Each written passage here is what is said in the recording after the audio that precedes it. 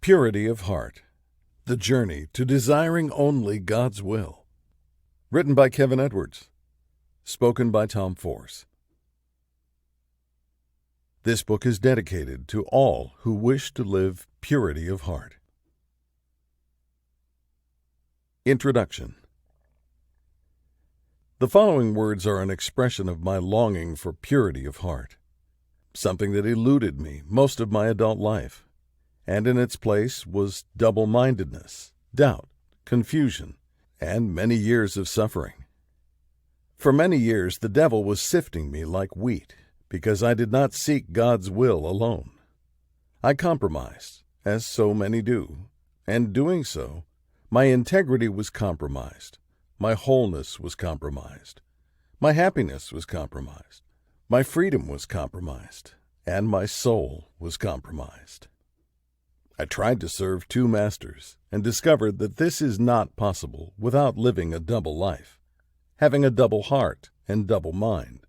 Then God showed me what I must do to unify all these wayward energies that had split me in two and set about conquering me. Chapter 1. Desiring Purity of Heart. For what seemed like ages, I have tried what hasn't worked. I asked for so many things: a happy life, a happy marriage, a happy career, a happy relationship, a happy ministry, a happy moment, all according to what I thought would fulfill me. But you, Lord, taught me that these delights are insecure and could not satisfy. So I ask you for one more thing: purity of heart. For a while I didn't know what it was, but I asked, despite my ignorance. And with the passage of time, what purity of heart was occurred to me. And I ask for purity of heart once again, because my happiness lies there, and nowhere else, to desire only thy will. For I see now that only this could ever satisfy me, and that there is no purer intention than to seek your will in all and for all. For this is purity of heart, the greatest good and the greatest of loves. Then I ask that I desire it above all my agendas, plans, and designs. And I ask you to end my frustration once and for all. And you gave me the answer. And I saw how only purity of heart brought freedom, that only in seeking your will in all and for all could I happily die, so I could happily live, that only the soul that is detached from his own will can be truly happy. Thus to seek your will in all and for all is true, uninterrupted happiness. I then saw that happiness was freedom, and freedom happiness, that the two were one, and that the best use of my freedom was to desire only what thou willed. This was the self-immolation that was so longed for, while my own desires had bound me and kept me from thy truth. I then saw that love was disinterested, that it kept nothing for oneself, that I did not gain from it except gaining in love, and that the more I forgot myself, the greater was my joy. This was not like the happinesses I had known. I was no longer seeking what would bring me happiness. Rather, I was seeking thee, and seeking your will brought happiness, because I was no longer trying to please myself. What a burden it is to please oneself, and what a frustration when for whatever reason things don't work out as we feel they ought. It is much better to be totally given. There is neither frustration nor disappointment. O happy life, which is given and does not belong to oneself, to one's expectations and desires. Chapter 2. Wanting what God wants. My heart then became simple. Choices became simple. To will one thing, this is purity of heart. But which thing? Only to will what God wills makes any sense in this context.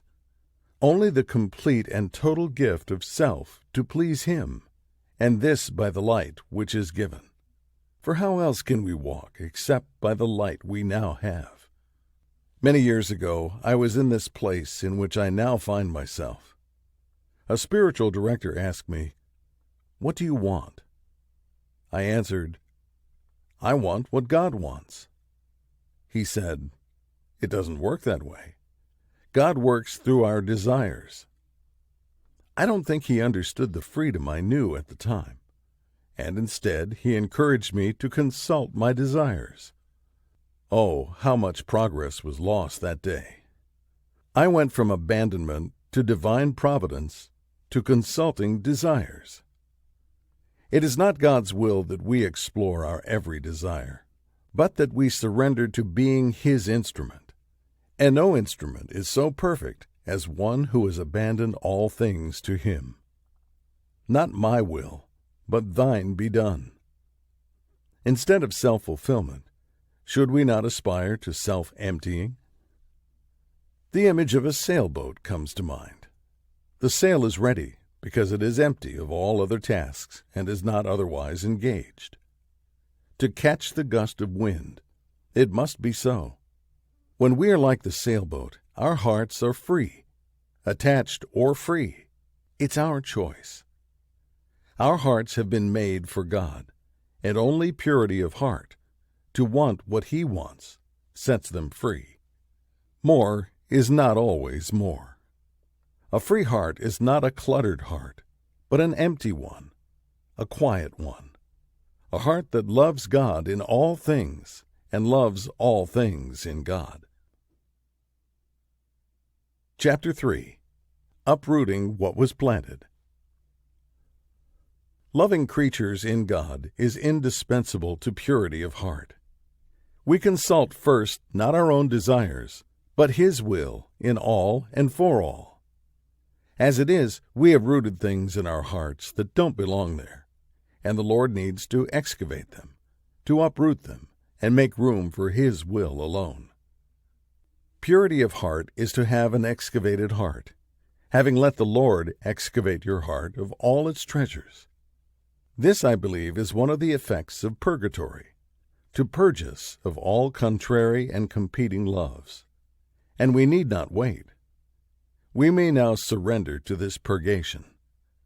Uproot from my heart, O God, all that I have planted, and clear the fields of all my inordinate loves. Grant me purity of heart, that I desire only what you will. What greater good is there than this? What greater transformation or miracle? To have purity of heart, to will only what thou wills. What greater simplicity, wisdom, clarity, or freedom exists than to align my will with yours, than to decrease so that you might increase? What does what I desire matter in the slightest, when self-will is the enemy of God? Consulting my desires is a fool's errand.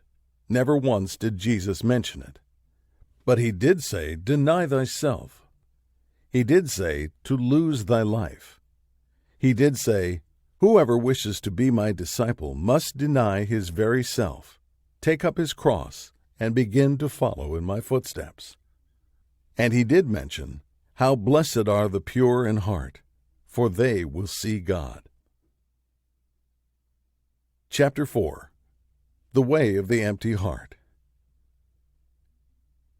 So here I am, Lord.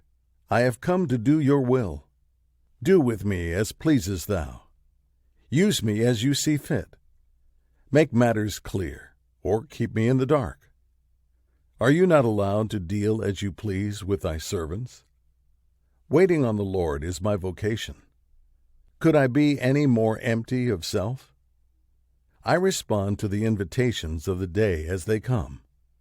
I respond to the needs of my neighbor as they arise. I wait for a gust of wind, a gentle breeze, a whisper, a command, and because my heart is quiet, because your voice is not drowned out by my desires and competing loves, because I want only to respond unencumbered by self-interest and self-will, you have reintroduced me to simplicity and purity of heart. My work being only to keep my heart quiet and allow you to keep emptying it. I have hit upon something truly valuable, this way of an empty heart. How ready it makes me to respond to Thee, since I am not distracted from Thee, and I am not longing for anything other than Thee. All such longings have quieted, and I no longer wish for life on my own terms. Such a life was boring anyhow. May You direct my feet as I spin my thoughts to no avail. I had another spiritual director who said to me, "Have a heart big enough to contain the whole world." He was one to be listened to, and his joy was contagious. Of course, how could I have a heart large enough to contain the world unless You, O God, emptied it, unless You excavated and uprooted all my competing wills? A desire is like a will, and many desires is like many wills. What is needed is one desire and one will. This is purity of heart. This is the way of the empty heart. How beautiful it is to not have competing desires, to not have competing loves, to not have clutter obscuring the spaciousness of an empty heart. How majestic is a heart that is empty of desires! How roomy, how untethered, how grand, how free! A world of difference from having to chase after multiple desires is fidelity to a single desire that gives order to life. Oh, what simplicity fidelity to Your will provides! 1,000 other choices and options recede, revealing Your perfect will. Your will is like the last man standing, once all distractions are discovered and have fallen. And the more we choose it, the more vast and empty our hearts become, and the more free we become. For freedom is not doing as we like, which attaches and binds us to that which we desire. Freedom is attaching ourselves and binding ourselves to what You, O Lord, desire. That is how we become truly free.